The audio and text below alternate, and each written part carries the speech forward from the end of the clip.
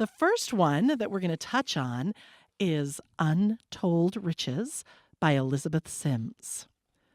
I couldn't believe they used real money in class. I'd expected play money, not the kind for children, but adult play money, near real money with basic markings that's regulation size.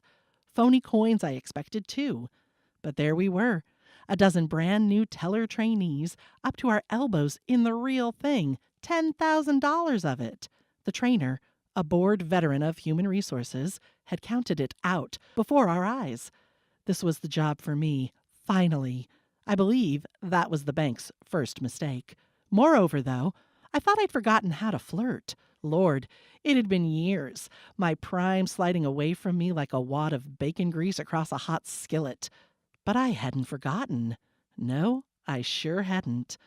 I'd been unable to take my eyes off of Giselle Brigsby from the minute she set her sleek little butt in the chair kitty corner from mine.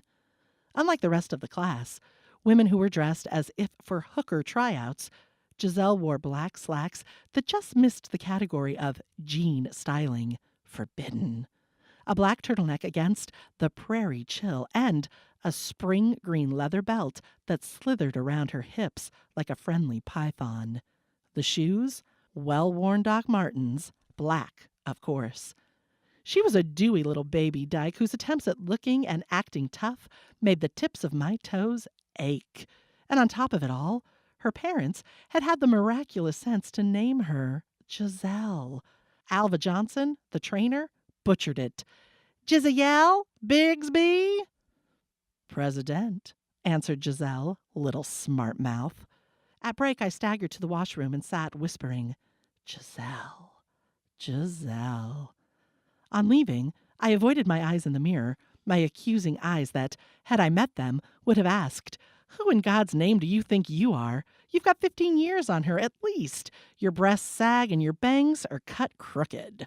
Yeah, but I had a new job, one I wasn't going to blow. A job that could lead to something. My self-esteem was at a high level.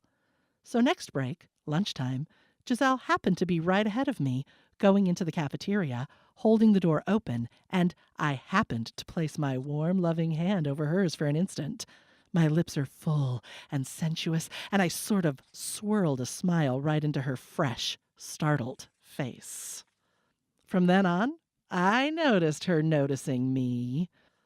Okay, so the story continues, and they continue with their training, and we learn that Giselle probably wants to be liked, but is trying to be nonchalant about it.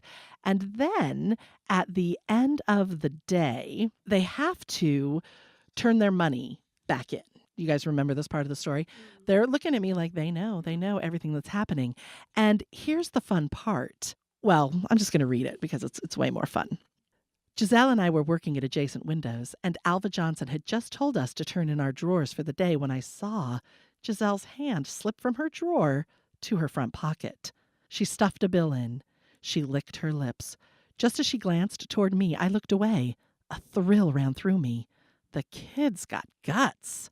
Who knew that the day's routine would end with Alva Johnson consolidating all our cash drawers and counting the money again while we watched? She counted it once, looked up, pressed her lips together, then counted it again. She sighed heavily and said, "A $20 bill is missing." No one spoke. "Everyone remain seated, please."